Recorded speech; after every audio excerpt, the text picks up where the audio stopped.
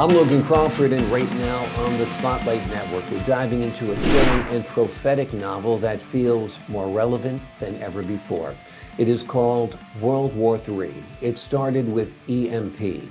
It's written by a terrific author. His name is Albert Clark, and he combines decades of military research and foresight to craft a gripping tale of future warfare with insights drawn from real military scenarios and groundbreaking technologies. This book offers a startling look at the potential realities of global conflict.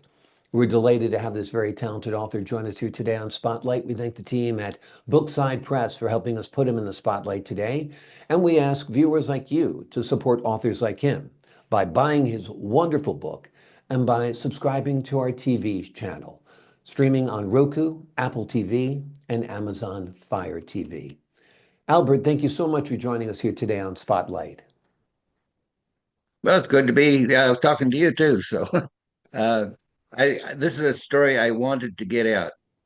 Uh, I originally was in Air War College, which is 48 graduate semester hours, and my second term paper was we need to worry about war in the Middle East.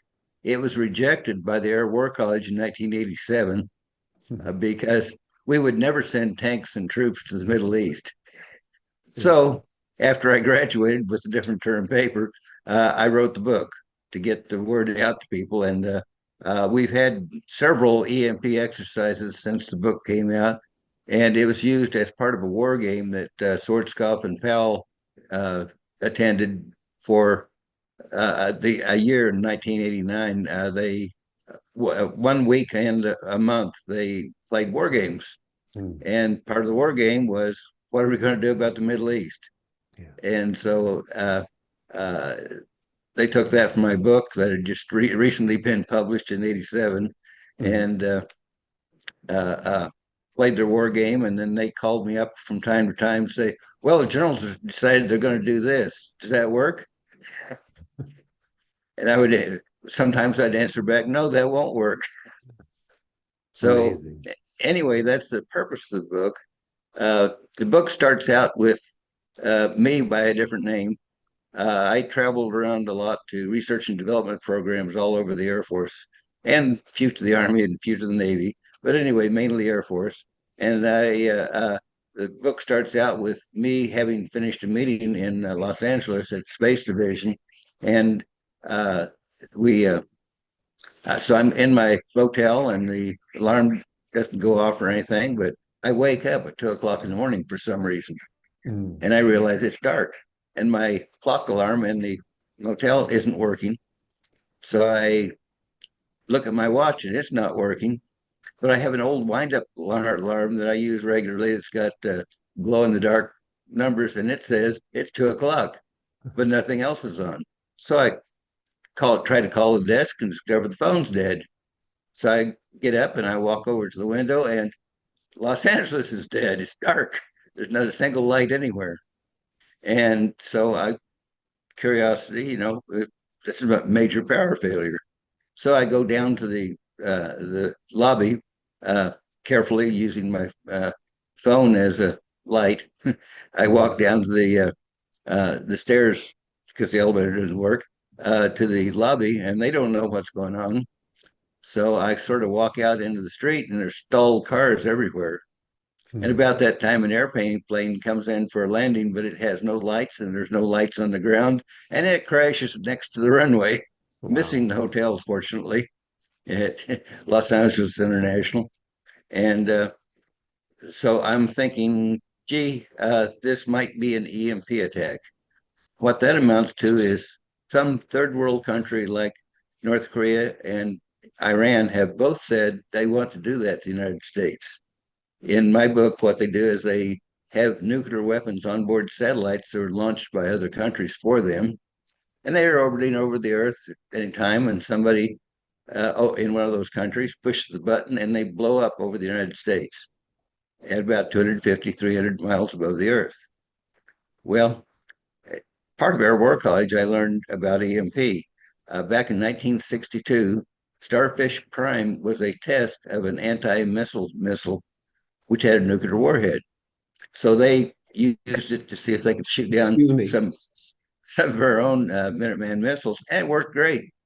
Well, that was 900 miles from Hawaii. This is before transistors. Lights came on and went off. Burglar alarms came on and went off. Cars stalled in the middle of the street. Some traffic lights were just simply burned out from over electricity, too much electricity in the air. And gee, good thing we didn't have transistors back then because every transistor would have been burned out. So we signed the SALT I treaty. Said, "Oh, no nuclear weapons in space."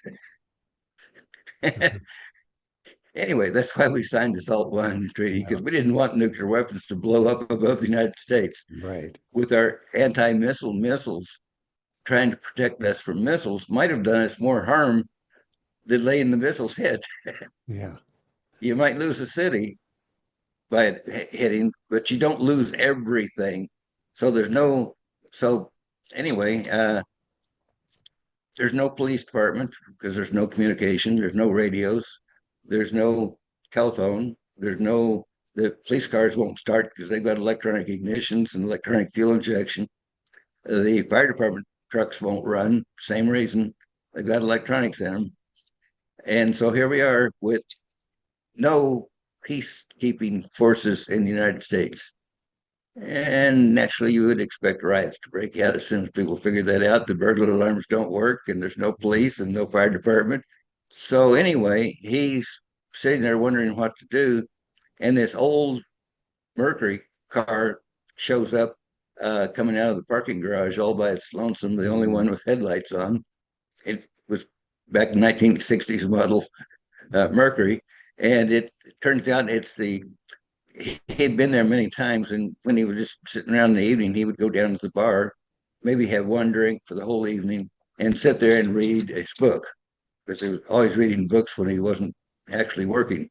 And so they would come, and sometimes he was the only customer. So the two girls would come by and talk to him and say hello and so forth, and but they were the ones in the car. Hmm. So they see him and they stop and they ask, "What's going on?" There's a big fire raging across the street from the airplane crashing. Their cars stalled everywhere, so you have to weave in and out around the cars to go anywhere. Hmm. And even though it's 2 o'clock in the morning, and he said, "Can you take me to Space Division?" "What's that?" And, "Well, I have the address. It's not far from the airport." So he drives them down to the airport, and I mean down from the airport down to the space division in Los Angeles, where he was working on a space program, naturally. And as he's going up to the gate's locked, and they've got armed guards at the gate. Hmm. And he drives up, and they sort of halfway recognize him, and he's got his military ID because he's retired military. And they tell him, "We don't know what's going on. The power went out, and we put up extra guards." He said, "You'll have to turn around and go back." So he turns around to go back. And about that time, a cargo truck comes, not a semi truck, but just a big cargo truck, comes flying around the corner, going too fast, and tips over.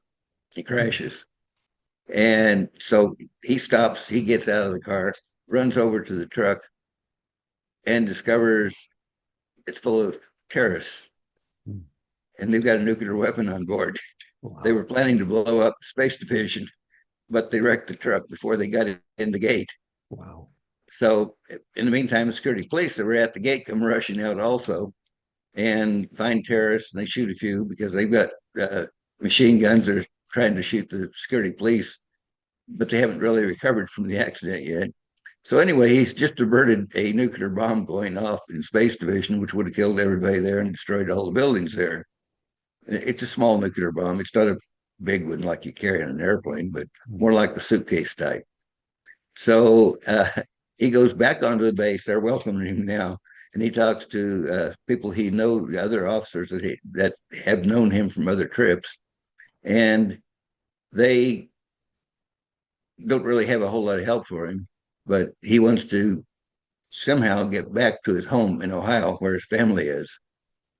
Well, that's going to be kind of difficult with the only operating vehicle he sees anywhere is his old Mercury with these two girls in it Yeah. that they were, bar girls trying to be actresses. And so uh, they make a plan that they're going to take him back where he came from, because one of them is actually from the state of Ohio, and another one is just beyond that. So they agree they'll try to drive him out there.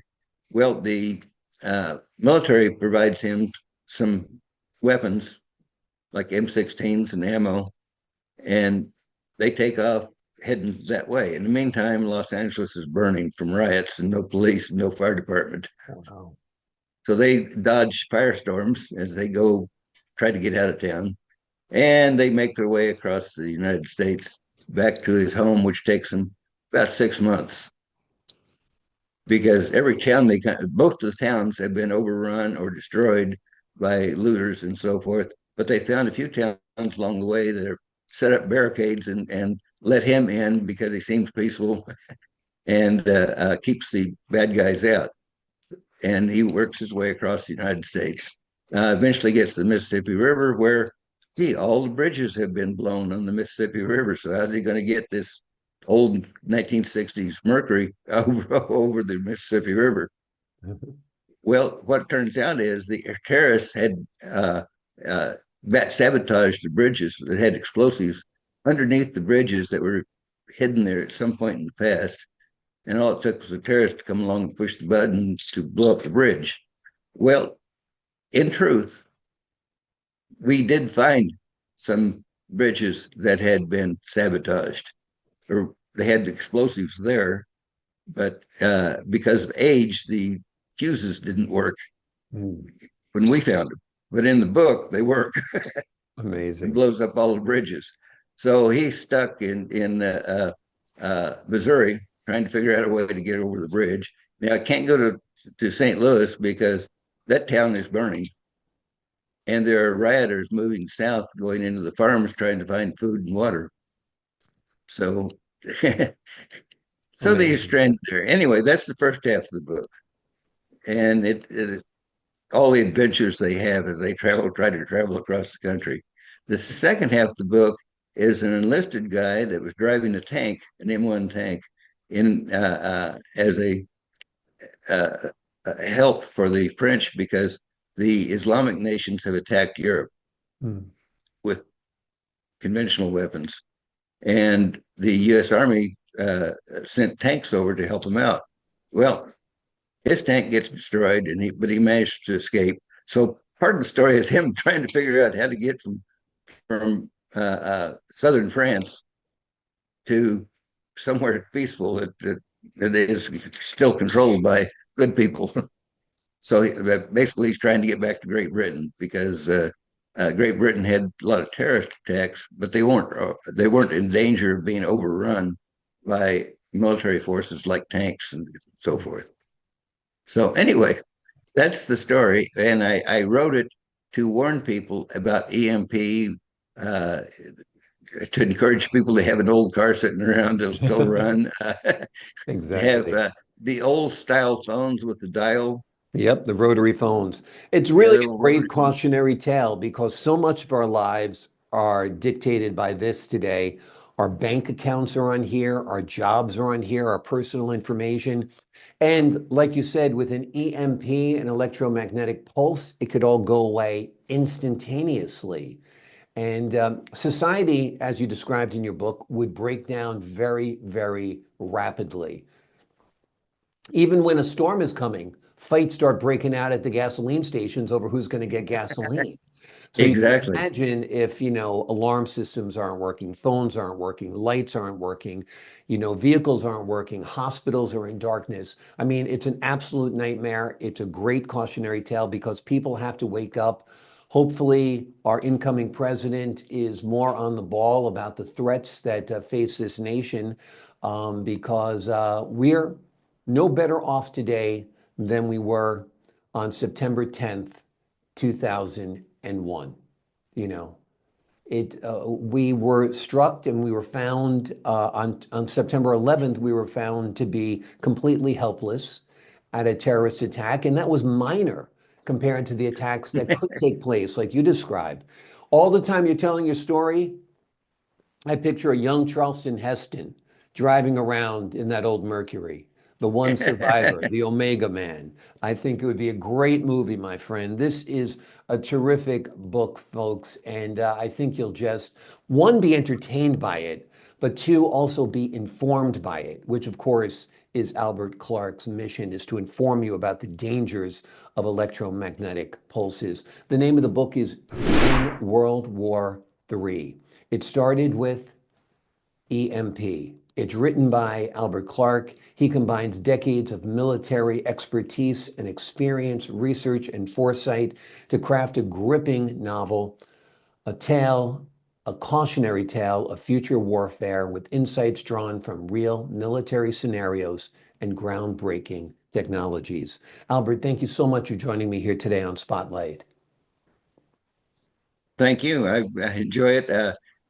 Say the book was written a long time ago, but this year I decided I had extra money, so I figured I'd try to promote my books. Well, I'm glad you did, and I think it's a great book. It might have been written a long time ago, but it's still a very, very worthwhile message because the threat is still very, very real, perhaps more real now than ever before. To the folks at home, I'm Logan Crawford, thanking you for your time this time. Until next time on Spotlight.